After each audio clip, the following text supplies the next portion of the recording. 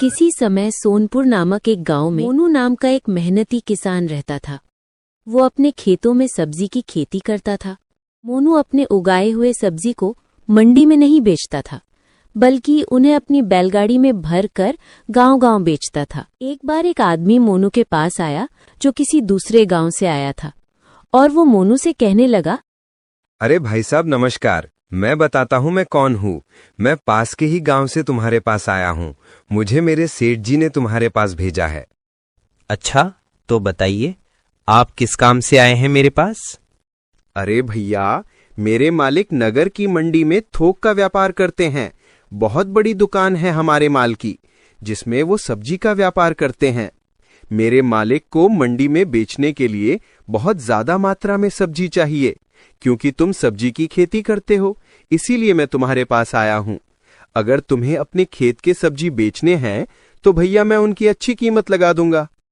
भैया, आपने बहुत बढ़िया बताया, लेकिन माफ करिएगा, मैं जो सब्जी अपने खेत में लगाता हूँ उन्हें खुद ही बेचता हूँ। मैं मंडी के दलालों को अपना माल नहीं बेचता। बहुत बहुत धन्यवाद। अरे भैया, तुम कह क्या रहे हो? आसपास के गांव के सभी लोग मेरे मालिक को ही अपना माल बेचते हैं। फिर जगह जगह घूमकर अपना माल बेचने से अच्छा है कि तुम भी एक ही जगह अच्छी कीमत में बेच दो। क्यों, सही कहा ना? और भैया, अगर तुम भी मेरे मालिक को सारे सब्जी भेज दोगे तो तुम्हारी मेहनत कम लगेगी और पैसा भी अच्छा मिल जाएगा। फिर जाकर अपने नए सब्जी उगाओ ना। सब्जी बेचने में क्यों समय लगा रहे हो भाई? सब्जी उगाने में समय लगाओ, उगाने में, समझे? देखो भाई, मैं एक किसान हूँ और कड़ी मेहनत करना मेरे लिए कोई नया काम नहीं है। साथ ही साथ पैसा कमाने का लालच भी मुझ में नहीं है, बल्कि लोगों को साफ सुथरा सब्जी कम दामों में बेचना ही मेरा उद्देश्य है। और भाई, मैं इसी से संतुष्ट हूँ। मैं तो यही चाहता हूँ कि मैं अपना सब्जी मंडी में ना बेचकर सीधे लोगों को बेचूं। अब चाहे उसमें मुझे मुनाफा कम ही क्यों ना हो। ईश्वर का दिया हुआ सब कुछ है, मुनाफे और पैसे का ज्यादा लालच नहीं है। और वैसे भी मंडी में जो माल बिकता है वो आम लोगों तक पहुंचते पहुंचते महंगा हो जाता है। इसीलिए मैं अपना सब्जी मंडी में नहीं बेचूंगा। हमें माफ करिएगा भैया। मुझे लगता है कि अब तुम मेरी बात समझ गए होगे और तुम्हें बुरा नहीं लगेगा, है ना? ठीक है भैया, नमस्ते। मोनू के समझाने के बाद रामदेव ये समझ गया कि यहाँ पर दाल नहीं गलने वाली। वो वहां से चला गया। मोनू अपनी बैलगाड़ी पर ढेर सारे सब्जी लाकर बेचने के लिए निकलता है। काफी देर बाद वो मोहनपुर नाम के गांव पहुंचता है, लेकिन तब तक अंधेरा हो चुका होता है। यही सोचते सोचते मोनू एक बड़े से घर के सामने से गुजरता है। तभी घर के बाहर खड़ा एक आदमी उसे आवाज लगाता है, ओ भाई, कौन? अरे कौन हो तुम? हमारे गांव के तो नहीं लगते। मोनू देखता है कि पहनावे से वो आदमी बहुत ही अमीर मालूम पड़ता है। नमस्ते भाई साहब, मेरा नाम मोनू है और मैं सोनपुर गांव का हूँ। ये सब्जी बेचने के लिए मोहनपुर गांव की तरफ जा रहा हूँ। अब क्या बताए भैया, सुबह से गाड़ी खींचते खींचते मेरे बैल थक चुके हैं और मैं भी उन्हें चलाते चलाते थक गया हूँ। इसीलिए सोचा कि आज रात को यहीं कहीं आसपास रुककर सुबह निकल जाऊं। अगर आप थोड़ा मदद कर दें और बता दें कि इस गांव में रात को ठहरने के लिए कोई जगह मिल जाएगी। अरे भाई, इसके लिए इतना परेशान होने की जरूरत नहीं है। तुम कहीं और क्यों जाओगे? मेरा इतना बड़ा घर है। आज रात तुम यहीं रुक जाओ। इतना सुनते ही मोनू ने अपनी बैलगाड़ी एक तरफ लगा दी और चैन की सांस ली। मोनू खाना खाने के बाद हवेली में बैठा होता है। तभी संदीप सेठ उससे बातचीत करने लगता है। अरे बाप रे, इतनी बड़ी हवेली हुजूर! मैं आपका ये उपकार कभी नहीं भूलूंगा। आप जैसे दयालु लोग आज भी इस धरती पर हैं, इसीलिए हम जैसे गरीब लोग जी रहे हैं, वरना आज रात इस गांव में न जाने मुझे कितनी तकलीफ उठानी पड़ती। अरे इसमें कौन सी बड़ी बात है भाई? देखो मोनू, एक इंसान ही दूसरे इंसान की मदद करता है। वैसे देखने में तो तुम बहुत मेहनती किसान लगते हो। अब ये मेरा कर्तव्य है कि मैं तुम जैसे आदमी की सहायता करूं। अच्छा सुनो, एक बात बताओ, ये सारे सब्जी तुम्हारे ही खेत के हैं या किसी और के खेत की? अरे नहीं नहीं साहब, ये तो हमारे अपने ही खेत की फसल है। व्यापारी से खरीद कर बेचूं, इतना बड़ा आदमी मैं नहीं हूँ। इसके बाद दोनों में काफी देर तक बातचीत। ये सुनकर संदीप सेठ गंभीर हो गया। हाँ, आज के समय में तो मंडी के दलाल किसानों से कम दामों में माल खरीदते हैं और फिर उसे जमा करके ऊंची कीमतों पर ग्राहकों को बेचते हैं। बड़े चालाक हो गए हैं ससुरे। इसी वजह से आम आदमी को महंगे दामों पर सामान खरीदना पड़ता है। मुझे तो लगता है कि मंडी के लोगों का ये तरीका बिल्कुल गलत है। आपने बिल्कुल सही कहा साहब। आजकल तो यही सब कुछ हो रहा है और ऐसा ना हो इसीलिए मैं अपने खेत की सब्जी सीधे ग्राहकों को कम कीमत पर बेचता हूँ। मुझे लगता है कि मैं समाज के प्रति अपने कर्तव्य को पूरा कर पा रहा हूँ और यही करने में मुझे खुशी मिलती है। सच में मोनू भाई, तुम्हारे विचार बहुत ही उच्च स्तर के हैं। अगर सभी लोग तुम्हारी तरह सोचने लगें तो सच में सबका भला हो जाए। अच्छा सुनो, अब काफी रात हो गई है और तुम्हें सुबह जल्दी उठना है। अब जाकर तुम आराम कर लो। मोनू मुस्कुराता है और सेठ जी के आतिथ्य के लिए उनका धन्यवाद करता है। संदीप सेठ ने अपने घर के एक कमरे में मोनू के सोने का इंतजाम कर दिया। उसने एक बिस्तर बिछाया और फिर खुद अपने कमरे में सोने चला गया। मोनू बिस्तर पर लेट जाता है लेकिन नींद नहीं आ रही थी। वो सेठ के बारे में सोचने लगता है। ये कितना अच्छा इंसान है। इसने मुझ जैसे गरीब किसान को अपने घर में आश्रय दिया।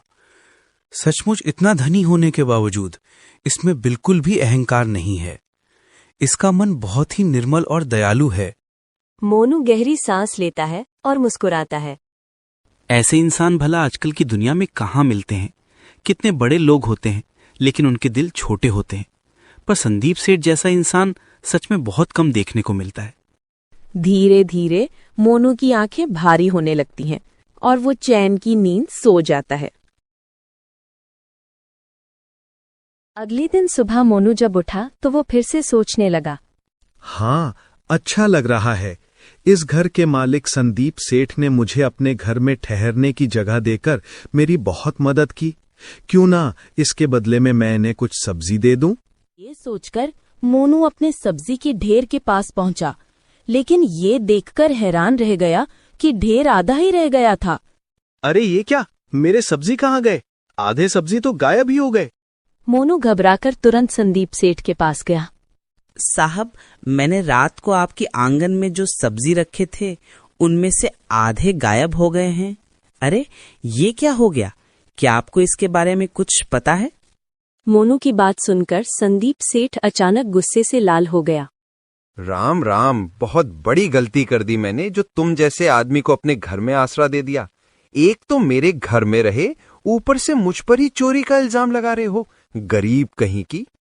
मोनू आश्चर्य से देखता रह जाता है, लेकिन सेठ की गुस्से की आग बढ़ती जा रही थी। पहले तुमने मेरा विश्वास जीता, फिर मेरे साथ विश्वासघात किया। मैं तो तुम्हें भला इंसान समझ रहा था, लेकिन तुम तो बहुत ही चालबाज और धोखेबाज निकले। मेरे सो जाने के बाद तुमने मेरे सब्जी चुरा लिए और अब मुझ पर ही इल्जाम लगा रहे हो। वाह वाह, एक तो चोरी की, ऊपर से मुझ पर ही इल्जाम लगा रहे हो। झूठ मत बोलो, चुपचाप मेरे सब्जी लौटा दो, मैं यहाँ से चला जाऊंगा। अच्छा, तो अब तू मुझे धमका रहा है। चुपचाप यहाँ से निकल जा, नहीं तो अपने आदमियों को बुलवा कर तुझे धक्के मारकर बाहर फेंक दूंगा। बहुत देर से तेरी बकवास सुन रहा हूँ, लेकिन अब और नहीं सहूंगा, बेईमान कहीं का। संदीप सेठ के धमकाने पर मोनू को समझ आ गया कि अब इससे बात करना बेकार है। वो मन ही मन सोचता है, इससे बात करना बेकार है। मोनू गुस्से में अपने बाकी बचे सब्जी उठाता है और वहां से निकल जाता है। मोनू सीधा गांव के मुखिया जी के पास पहुंचता है और उन्हें सारी घटना विस्तार से बताता है। मुखिया जी, मेरे साथ बहुत बड़ा धोखा हुआ है। मैं रात भर संदीप सेठ के घर में ठहरा और सुबह जब उठा तो देखा कि मेरे आधे सब्जी गायब हो चुके थे। जब मैंने सेठ जी से पूछा तो उन्होंने मुझ पर ही इल्जाम लगा दिया। मुखिया जी गंभीरता से सुनते हैं, फिर सोचकर बोलते हैं। अगर सचमुच तुम्हारे सब्जी संदीप सेठ ने ही चुराए हैं तो मैं अवश्य ही उन्हें वापस दिलवाऊंगा। लेकिन एक बात बताओ, तुम कह रहे थे कि वह बहुत ही अमीर आदमी है, तो फिर कोई अमीर आदमी भला ऐसा काम क्यों करेगा? कहीं ऐसा तो नहीं कि किसी और ने तुम्हारे सब्जी चुराए हों? अरे नहीं मुखिया जी, मुझे पूरा यकीन है कि ये काम उसी आदमी का है। उसके अलावा और कौन चुरा सकता है? ठीक है, पहले उससे बात करनी होगी, तभी कोई फैसला किया जाएगा। मोनू मुखिया जी की बात सुनकर राहत की सांस लेता है, लेकिन अब वो चाहता था कि इंसाफ हो। मोनू सीधा गांव के मुखिया जी के पास पहुंचता है और उन्हें सारी घटना विस्तार से बताता है। मुखिया जी, मेरे साथ बहुत बड़ा धोखा हुआ है। मैं रात भर संदीप सेठ के घर में ठहरा और सुबह जब उठा तो देखा कि मेरे आधे सब्जी गायब हो चुके थे। जब मैंने सेठ जी से पूछा तो उन्होंने मुझ पर ही इल्जाम लगा दिया। मुखिया जी गंभीरता से सुनते हैं, फिर सोचकर बोलते हैं। अगर सचमुच तुम्हारे सब्जी संदीप सेठ ने ही चुराए हैं तो मैं अवश्य ही उन्हें वापस दिलवाऊंगा। लेकिन एक बात बताओ, तुम कह रहे थे कि वह बहुत ही अमीर आदमी है, तो फिर कोई अमीर आदमी भला ऐसा काम क्यों करेगा? कहीं ऐसा तो नहीं कि किसी और ने तुम्हारे सब्जी चुराए हों? अरे नहीं मुखिया जी, मुझे पूरा यकीन है कि ये काम उसी आदमी का है। उसके अलावा और कौन चुरा सकता है? ठीक है, पहले उससे बात करनी होगी, तभी कोई फैसला किया जाएगा। मोनू मुखिया जी की बात सुनकर राहत की सांस लेता है, लेकिन अब वो चाहता था कि इंसाफ हो। इस बीच संदीप सेठ अपने खेत से सब्जी लेकर वापस लौट आता है। मुखिया ने मोनू की बैलगाड़ी में से एक टमाटर मंगवाया और फिर दोनों टमाटर को एक साथ रख दिया गया। मुखिया के अलावा वहां पर गांव के कुछ और भी लोग मौजूद थे। मुखिया ने वहीं पर मौजूद एक आदमी की तरफ इशारा करते हुए कहा, अनिल, हम इसका नाम अनिल रखा है और ये तरह तरह की सब्जियों का अच्छा पारखी है। सब्जियों की गुणवत्ता के बारे में ये बहुत अच्छी तरह से जानता है, इसलिए मैंने इसे यहाँ बुलवाया है ताकि ये दोनों सब्जी की अच्छे से जांच पड़ताल कर सकें। फिर मुखिया जी ने अनिल से कहा, अनिल, क्या तुम इन दोनों टमाटर की जांच करके ये बता सकते हो कि ये दोनों टमाटर एक ही खेत के हों या फिर अलग अलग? दोनों टमाटर को बड़ी ही गौर से देखने के बाद, ठीक है, ये भी हाँ, इसकी बनावट अभी ठीक है। हम इसका ऊपरी हिस्सा और नीचे का हिस्सा ठीक से देख रहे हैं। देखिए, मैं साफ साफ बताऊं तो देखने में कोई फर्क नजर नहीं आता है, इसीलिए इनके स्वाद को चक्कर देखना होगा। अगर ऐसा है तो तुरंत इन दोनों टमाटर को चखो और मुझे बताओ। अनिल ने एक चाकू से संदीप सेठ के लाए हुए टमाटर को काटा। जैसे ही उसने वो टमाटर खाया, उसे तुरंत जैसे कोई दौरा पड़ने लगा। वो हाथ पैर मारने लगा। तभी मुखिया ने एक दूसरे आदमी से कहा, अरे जनार्दन काका, आप तो वैद्य है ना, जरा देखिए तो सही अनिल को क्या हो गया। अरे ये तो अच्छा भला यहाँ पर आया था, पर पता नहीं कहाँ क्या हो गया, कहीं मर ना जाए। आप तुरंत इनका इलाज कीजिए, जल्दी से जल्दी देखिए। अरे अवश्य ही इस टमाटर में जहर था, इसीलिए टमाटर को खाते ही इसकी यह हालत हो गई। इसे इलाज के लिए तुरंत मेरे घर ले जाना पड़ेगा। जल्दी करो भाई, जल्दी। इसके बाद मुखिया जी कड़े स्वर में संदीप सेठ सवाल करते हैं, अरे भाई, ये सब क्या मामला है? तुमने अपने खेतों में जहरीले सब्जी उगाए हैं क्या? तुम लोगों को जान से मारना चाहते हो? कुछ दिन पहले भी मैंने ऐसा ही एक मामला सुना था जिसमें जहरीला सब्जी खाने से किसी की मौत हो गई थी। मुझे तो लगता है कि वो सब्जी भी तुमने ही दिया होगा। अब तो तुम पर चोरी के साथ साथ हत्या का भी आरोप लग गया है। अब तो भगवान भी तुम्हें नहीं बचा सकते। ये सुनते ही संदीप से डर जाता है और मुखिया को एकांत में ले जाकर फुसफुसाता है, अरे मुखिया जी, जरा इधर आइए। देखिए, मुझे माफ कर दीजिए, ये सब्जी मेरे खेत की नहीं है, बल्कि ये तो उस किसान मोनू की ही सब्जी है। अरे उसके ही सब्जी जहरीले हैं। अगर ये बात मुझे पता होती तो मैं उसके सब्जी चुराता ही नहीं। देखिए, अगर आप इस मामले से मुझे बचा लेंगे तो मैं आपको माला माल कर दूंगा। हाँ, बहुत सारा धन दूंगा। आप एक बार सोच कर देखिए। मुखिया जी को गुस्सा आ जाता है और वो गुस्से से संदीप सेठ को डांटते हैं, वाह, मुझे मालामाल करोगे? एक तो खुद चोरी का अपराध किया और अब मुझे रिश्वत देकर इसमें शामिल करना चाहते हो। मोनू को बलि का बकरा बनाना चाहते हो क्या? अब तो मुझे पक्का यकीन हो गया कि तुमने पहले भी कई अपराध किए होंगे। तुम्हें क्या लगता है कि हर आदमी तुम्हारी तरह लालची होता है? तुमने मुझे भी एक लालची इंसान समझ लिया जो रिश्वत का पैसा हजम कर जाएगा। तुम्हें मालूम है कि किसी को रिश्वत देना भी एक अपराध है। अगर तुमने अपना अपराध पहले ही मान लिया होता तो बेहतर होता। अब तुमने 3 अपराध कर दिए, चोरी का, हत्या का और रिश्वत देने का। तभी वहां पर मोनू, अनिल और जनार्दन काका भी आ पहुंचते हैं। तीनों को देखकर संदीप सेठ घबरा जाता है और घबराहट में बोलता है, अरे अरे देखो, अनिल तो एकदम ठीक है, उसे तो कुछ नहीं हुआ, वो एकदम सही सलामत है।